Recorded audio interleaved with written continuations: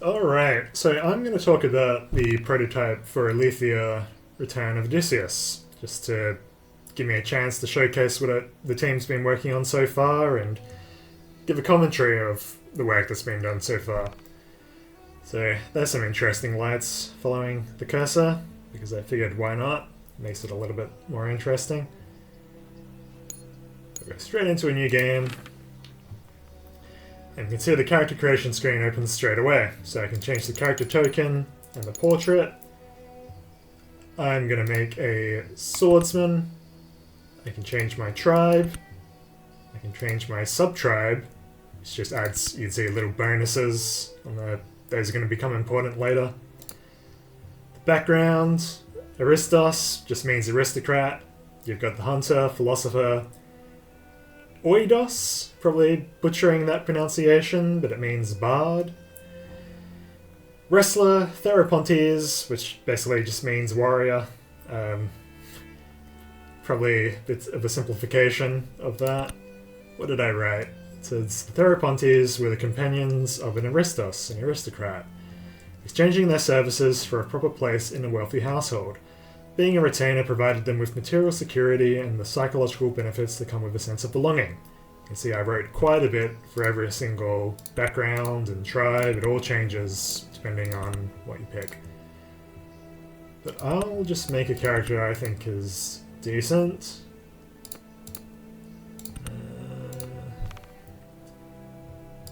Pontes, swordsman, good. And go for that.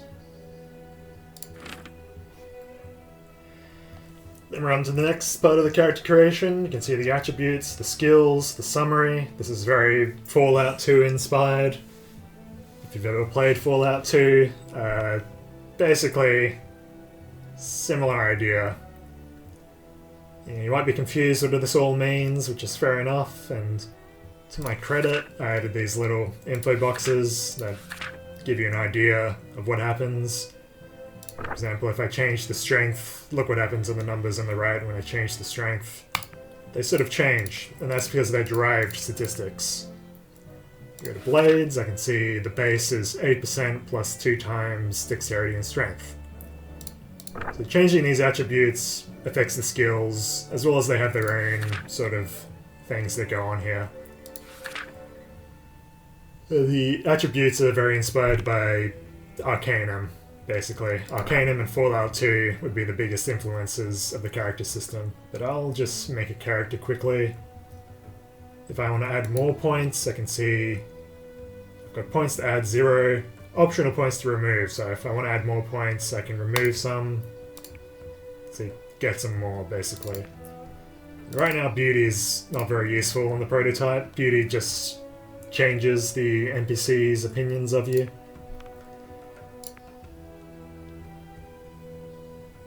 I'll go all in on dexterity and strength. I'm a swordsman, so I'll go all in on blades. Just for this prototype, I don't have to worry about these other things. If I was playing a proper game, I would. And let's start the game.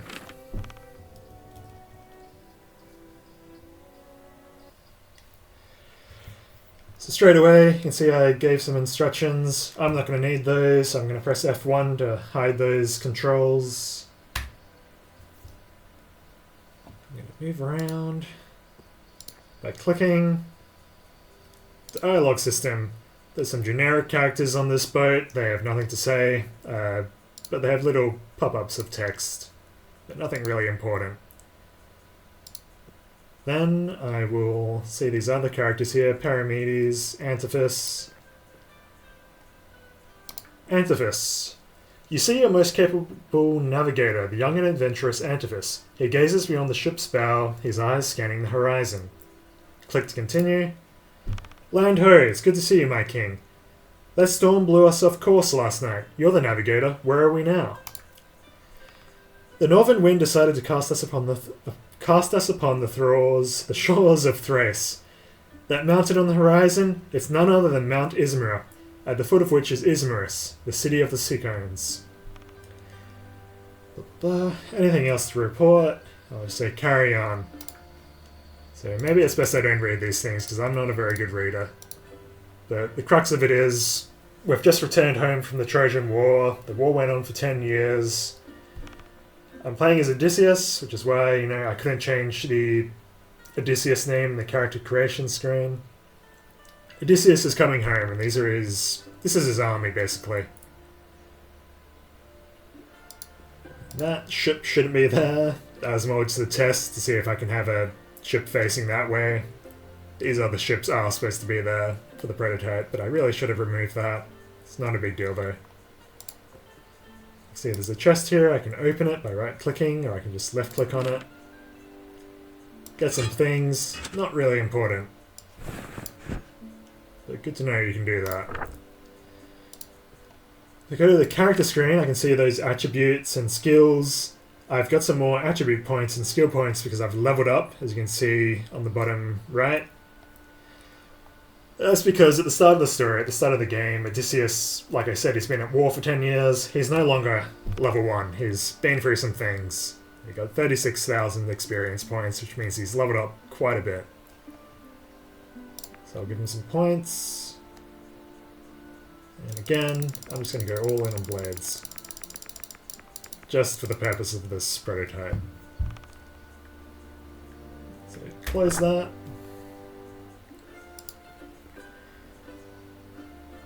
Then, what else can I show you?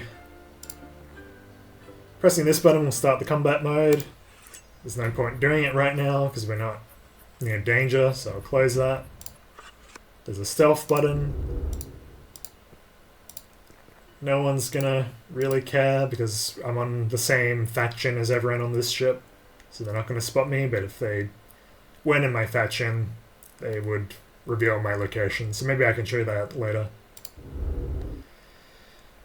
Journal, that's just some tests. I might remove the whole concept of a journal. Resting won't do anything. Resting coming soon. The menu button is coming soon. I can change my encrypted, or my active weapon. You notice there's only 3 equipment slots. This is very Fallout 2-like. There's only 3 equipment slots in Fallout 2. I'll close that. You can right-click to change the attack mode. There's fast, normal, heavy. For a spear, there's normal, heavy, throw. So you can actually throw the spear. And I can show that later. What else can I show?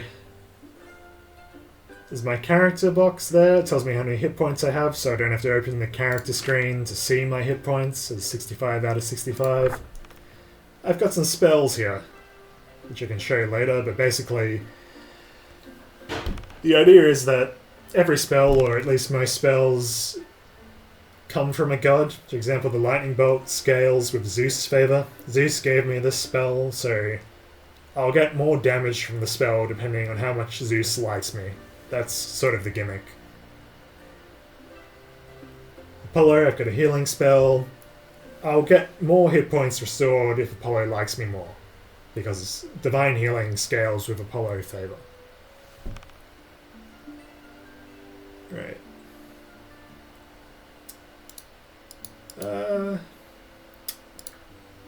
Polites, or Polites, however you want to pronounce it. I call him Polites. Yeah.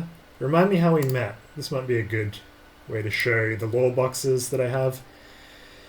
So he's going to talk about some things, and if you want to, because I don't want to overburden you with too much lore, but I also want you to explore those things if you want to. You can put your mouse over and see this little lore box opens up.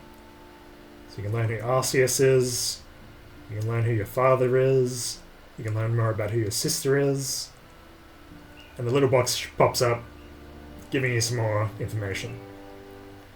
So I'll close out of that. And we'll go straight into the next level. Basically, everyone here is basically saying we should raid this place called Ismarus. So Yuri Locus is your second in command. He'll pretty much say the same thing. Let's kill them. And I can say I've made my decision.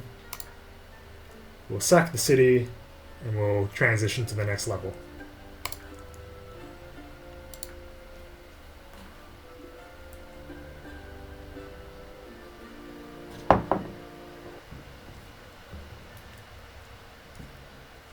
Okay. So let's get to it. You can see Pilates has joined the party. He's going to follow me around. These other people are just going to stand around, maybe move around a little bit. They have a certain distance they can go, but they're going to stay in the same area, basically. Pilates is my companion, so he'll follow me around. You can actually see he's here now in the party. I can give him items. I can change to see what he's got equipped by clicking on him. He's got bronze breastplate, spear, and a shield. It's level 9. You can see all these stats. It all changes based on who I've selected here. And that was very inspired by Pillars of Eternity. It had a similar sort of layout. The first Pillars of Eternity game. And into a cutscene. It's going to put me all the way over here. What's happening? Oh, someone's held hostage. What a horrible thing. It's Alcimus. He's wounded. Needs help. There's a bit of a standoff here. You can basically go through the diplomatic route or the aggressive kill them all route. Because there's a bit of a subplot. These guys have been sent out by the chieftain. And they don't really like the chieftain very much. So you can talk to them, get on their good side, and they'll basically just let you go in and kill their chieftain and take whatever you want from his palace. And you can, you know, get rich that way. Because everyone here is basically wants to get some money. So, what can we do here? The character I made isn't good at talking, so we will just attack them. And we'll see if our good friend Alcimus lives or dies. Because he can appear later in the game, so it might be a good idea that he survives so that he can become a party member later in the game. So I'll say, you give me no choice, attack.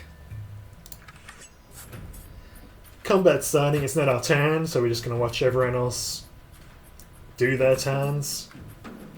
Finally, it's Paramedes' turn. You can see these action circles here, action point circles. There's an action point economy that runs the game. An attack will take 3 action points with this sword and this weapon setting. I can change the active weapon.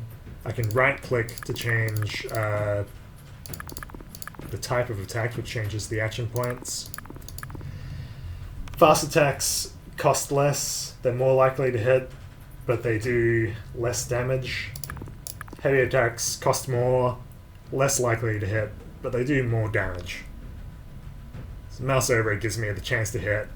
Heavy attack, 53%, and this should, if I go to fast, yeah, 72%, so way more likely to hit. But I'll just keep everything on the defaults now. And Paramedes has joined our team as the 3rd character in the party. So I will just let them... I'm going to skip my turn by pressing space, because I think, I don't know what that actually does. Whether that will just end combat and cause the game to get all buggy, because, you know, this is a prototype. So press space will definitely end my turn, so I'm going to do that. And I'll just let this fight play out, because it would just be faster if I just let everyone on my side do all the fighting. And I'm much more likely to survive the battle if I just let all my friends do all the fighting here, because I have to survive the rest of the raid. So, you know, for the purposes for this prototype, I'm just going to sit back to make sure that I definitely survive it. Because it would be embarrassing to die in my own game. Yep, that's done, and another conversation is going to open when I start walking. Ooh, Yuri like this. Says they're tougher than I thought, we're going to go in. I'll say, yep, stay here and help. You stay here, we'll go in. His opinion has changed. He didn't like that.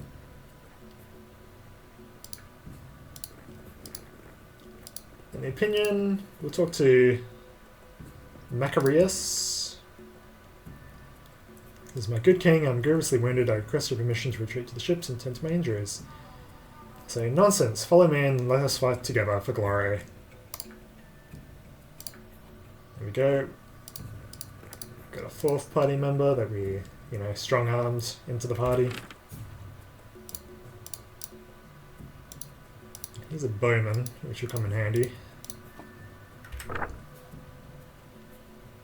Alcimus survived, critically wounded. He's not in good shape. Thank you, saved my life. I need to tend to my wounds. Get this man a healer. And if I had a high enough first aid skill... Well, that's good. If I had a high enough first aid skill, I would see a dialogue option there saying, I'll heal you, and let's see what we can do. And maybe even get you in the party now, because I've made you feel better. Alright. Lots of loot on the ground, we don't need it, but we can pick it up if we want to. You can see on the bottom right, all the information from the battle is there.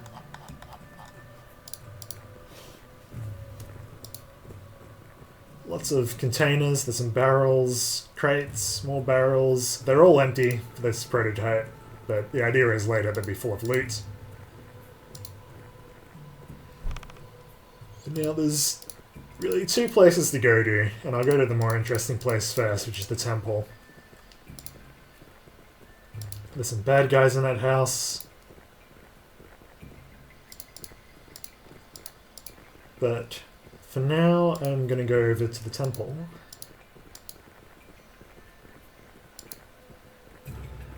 Here's another character I can talk to if I want to, but I'll just quickly move this along.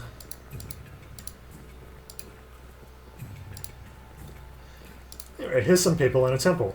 There's a door, I can open the door. If I had the key, I could lock the door. You automatically open doors when you walk through them anyway. So here we go, here's Maron, or Maron, or however you want to pronounce it. I haven't put much thought into the pronunciations, to be honest. I beg of you, stay thy hand, this is the Temple of Apollo. And I can choose how I want to approach the situation, so I'm going to be friendly. I'll just say... But you know what, I won't be friendly. I'll say, why does that matter? It's going to tell me some things about Apollo's watching, there's some lore about Apollo. Say, what's going on here? He says, I'm no one important, I'm not buying it. And he's going to offer me lots of gifts and treasure if I spare his life, which I will certainly do. And I can even choose to spare his life for nothing, but I'm quite self-interested, so I want to ask what he's got. I've got some gold and some silver, some wine. I'll say, I swear to Apollo, I will do you no harm. And that's just gone purple. I should have moved this prop here to make it more obvious, but that's basically just appeared. And so now the player can see that. If I had a high enough perception attribute, I could just walk right up to it and maybe see it then. It would be revealed, because you need high perception to see stashes and these little secret loot things. But since I talked to him, it's been revealed to me anyway. Just getting a sip of water. I can talk to him and learn more about him, but I'm just going to move this prototype along. Go to the stash. Nope. Pressed in the wrong spot. And stash. Nice. There's a silver bowl with value 3,600. There's some talents, which is a talent of gold, which basically just means, a talent is a measurement that they used, so it's just 7 measurements of gold. Now I am stuck because I have not implemented a way to shove characters yet. So if I go shove Pleiades, shove not yet implemented. I can examine characters. I can see, that's quite useful, because I can see what level he is before I fight him. I can see he doesn't look very strong. He looks quite not very dexterous. He's got average constitution and he's got average beauty. I can't see, for example, his intelligence, his wisdom, charisma. I can just see his physical attributes. So that can be quite helpful if you're dealing with another person and you want to, get an idea of how strong they are before you take them on. I can outright attack him, I can just attack any of these characters whenever I want, if I decide to take the game that way. I can talk to them, and I can barter with them. So I go barter. Moran has a silver ring, he's got some more wine and some bread. So if I put these things here, you can see he's basically offering 665 value from all these items. So the offer button is grayed out because it means he won't accept an offer, because right now I'm offering him nothing, which makes sense. But if I wanted to trade him, for example, this armor and a sword I don't really need, then he'll accept the deal because I'm offering more in value. So that's how the barter system works. There's no currency per se, because these, there's nothing worth really one value that you can get much of. There might be like a junk item somewhere which is worth one value, but you're never going to get that in a stackable amount because some items can be stacked and some can't. So the idea is you're always bartering, and maybe to the frustration to some players, you always have to offer more than what you get. So I'll just say offer. That's done. That's a good trade. He's got my sword and my armor, and I've got these other things, which I don't actually need, but I just wanted to show.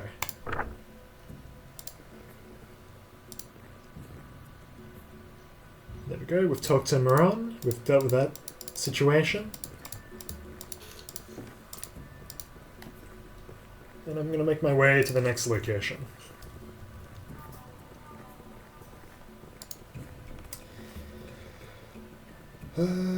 What haven't I talked about yet?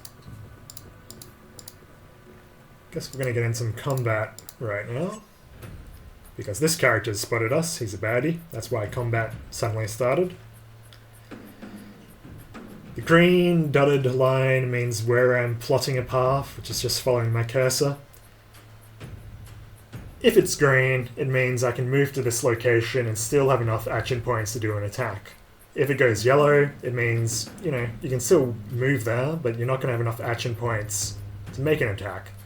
You can see the circles at the bottom here is pretty much reflecting that. The sword attack's going to cost me 3 action points.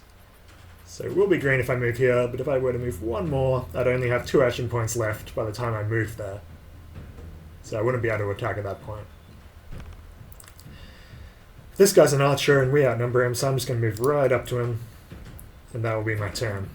I'm out of action points, so I'll end the turn by pressing space. Or I could just click and it would still end my turn. Move Polites up, end his turn. Paramedes, I'll move him up. He should have given me a turn, so I don't know why that didn't work. I don't know why he was not in combat.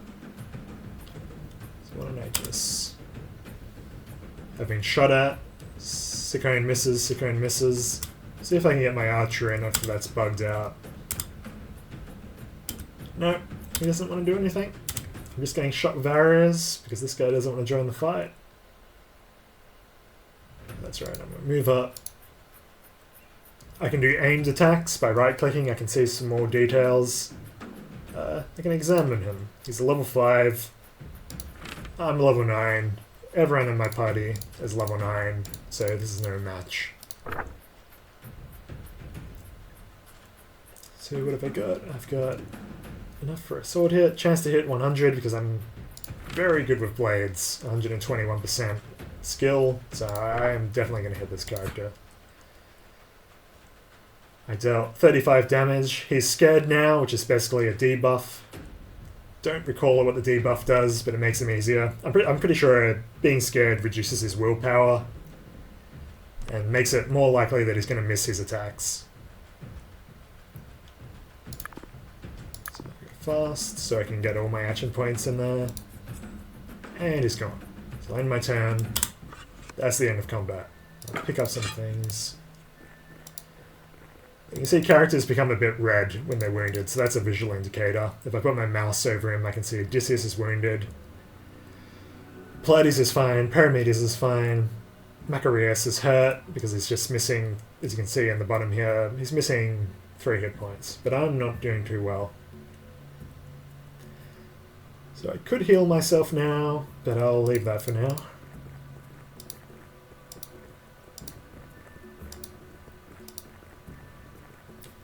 So it was good I didn't do anything to the priest, because the priest was a priest of Apollo. And my divine healing spell, the effectiveness, the amount it restores, scales with Apollo's favour. So if I had annoyed Apollo by killing his priest, I would be receiving less hit points from this spell. And the idea is maybe even if I annoy Apollo enough, the spell would just be taken off me, because now he's no longer going to help me. So maybe better to think of these less as spells and more as blessings from a god. It's basically a promised blessing that I can call upon whenever I want.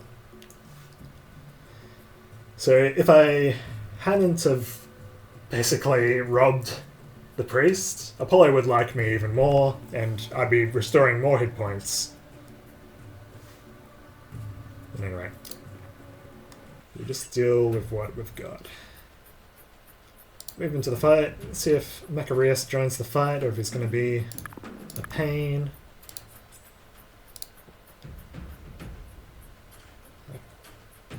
Hit him, hit him. I'll end my turn because I want to show that you can throw spears. It's going to cost 4 action points. Very low chance to hit. That would be because Pleiades has a quite low throwing skill. If I got that skill up, I'd be able to throw weapons much more better.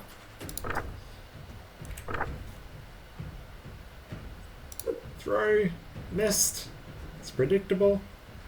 Macarius doesn't want to take his turns. I'll have to look into that later. Because I was testing before and he did take his turns and he was a very useful archer. It seems he just wants to stand there and watch the fight. Which is quite typical because he's quite the coward in the story. Or at least that's how I've chosen to portray him. Not much is really written about him.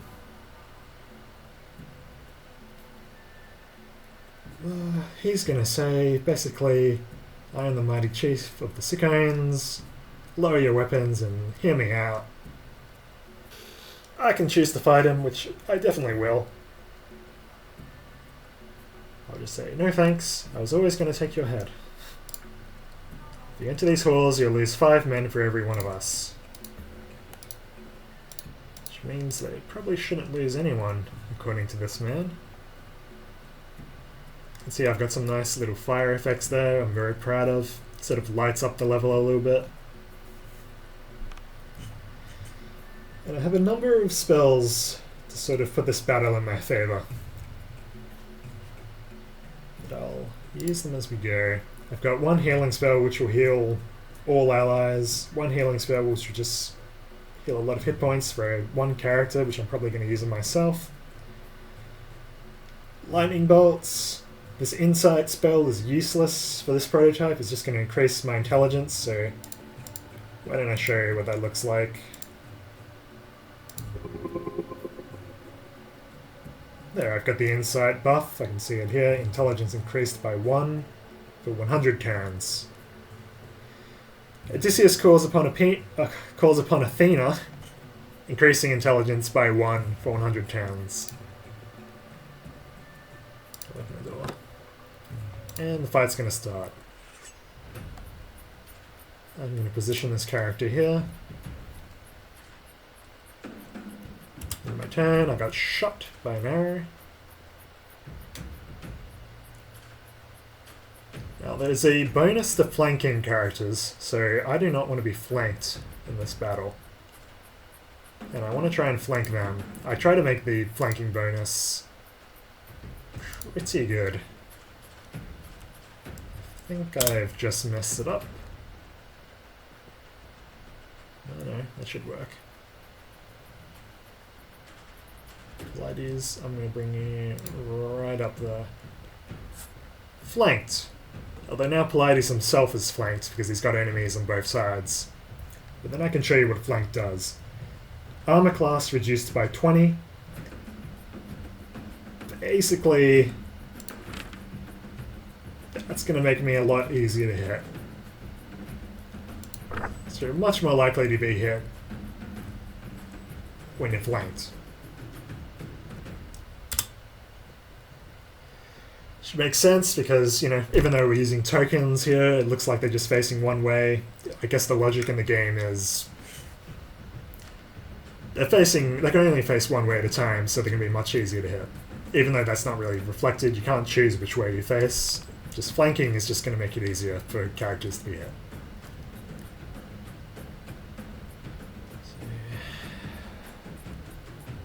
I'm going to make quick work of these warriors, so I'll move Paramedes here to deal with these warriors first. And some characters, they're throwing some hells at each other. So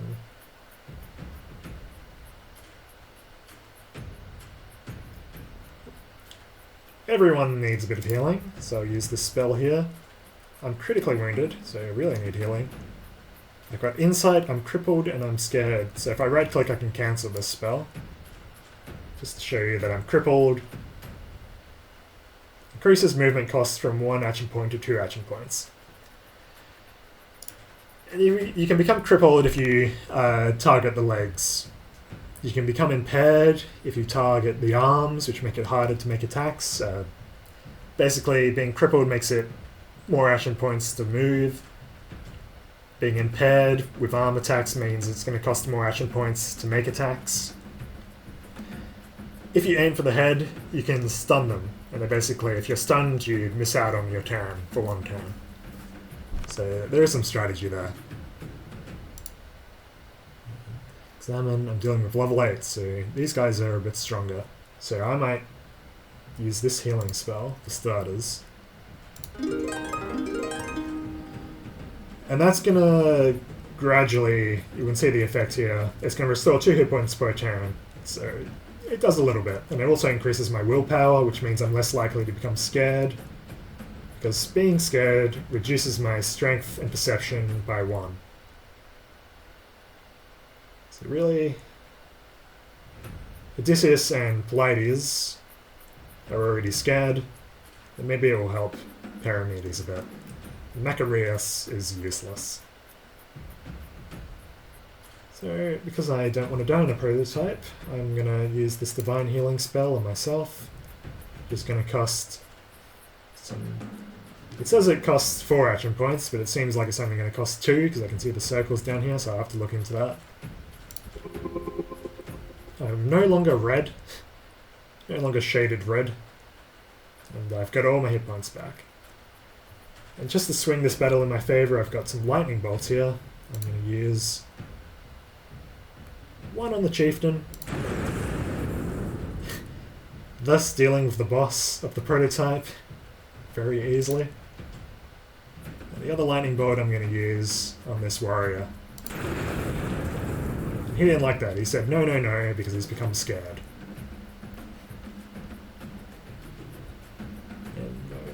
1 action point left, I'm not going to do anything, so I'll just end my turn. There's little green hit points there, that's because I just received my healing, my 2 hit points per turn. I lost my weapon because I threw it earlier with Pallades. That's okay, he can just use his fists. He can punch this guy a bunch, because it only costs 1 action point. But he's going to miss quite a bit. He's not going to do much damage, but he's going to use a lot of punches. Paramedes is more useful. Hit him, 95% chance.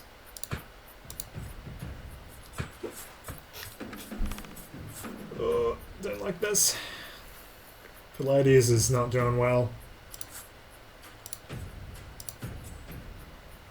Yes, you are, dead meat.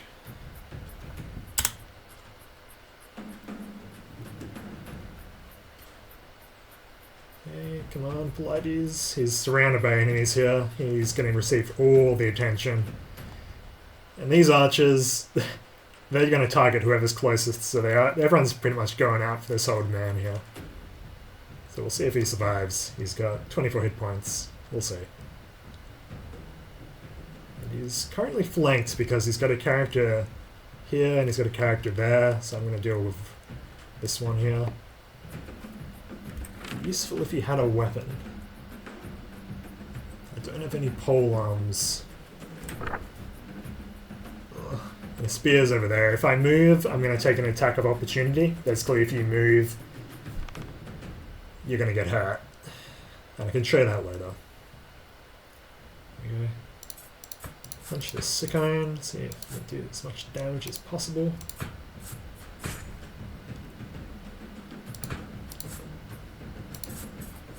No, it's not looking good. He's gone. See, he's greyed out there. He's got negative hit points. He's well and truly dead. This means he's dead because he's greyed out and he's in the negative. So he's not coming back. There's no resurrections for party members. Is the plan for this game. So he's gone. That's the end of Pleiades' story.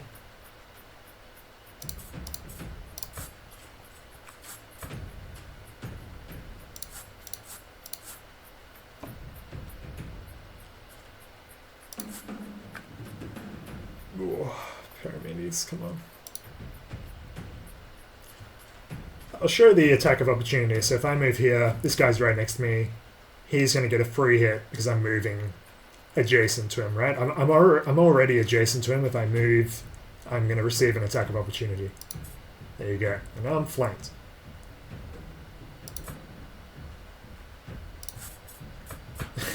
He's not doing well.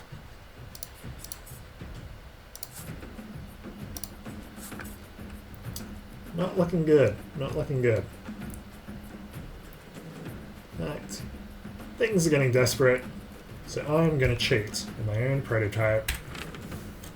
I'm going to use Control X if it wants to work. Oh no, it's not working. It's a shame. See, I had these cheats in mind.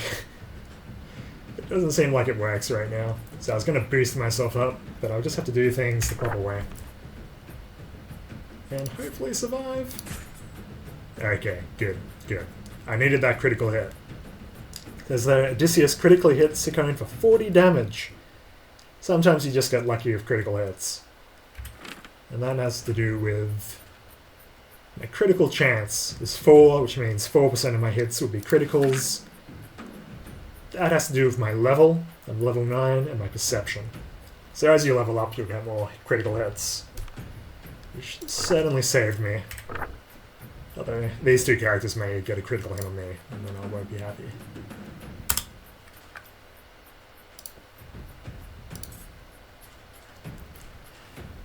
If a ranged opponent makes an attack and I'm adjacent to them, I'll get an attack of opportunity.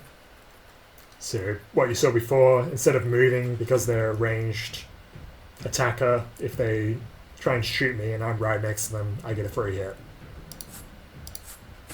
Yeah, there you go. I got my attack of opportunity. Very nice. Oh, 9 hit points. Come on. I just have to get lucky. Whew. So I got my attack of opportunity there before I even got his shot off. So it happens before he shoots his arrow. So if you can imagine, he was notching his arrow, pulling back the string, and I got him. Now we're going to get some dead characters talking, which may break the prototype. So if this breaks, I'm going to come back and re-film this part. Pyramides, he's dead. Yeah, I thought this might happen. The character's going to say how it's pretty much over. Pyramides is dead, however, and that's broken something. Because dead people shouldn't be talking. And I would say, to be honest, we're pretty much at the end of the prototype. There's another section where if we went back to Yuri Locus, back at the start of the level, he sent us out, our second in command. If we went back to that character near the beach, he would basically congratulate us and say, like, oh, who do we want to dedicate this victory to? And then we'd have one more little fight, but basically I've shown everything, all the functionality I really want to show in this prototype.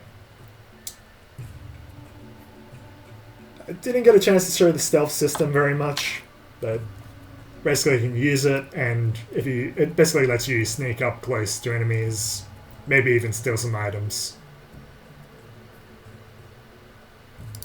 And that will be it. Yeah, it's definitely broken. Still got a ways to go, it is a prototype. But I hope you enjoyed this showcase of what I've been working on so far with the team. And thank you for watching.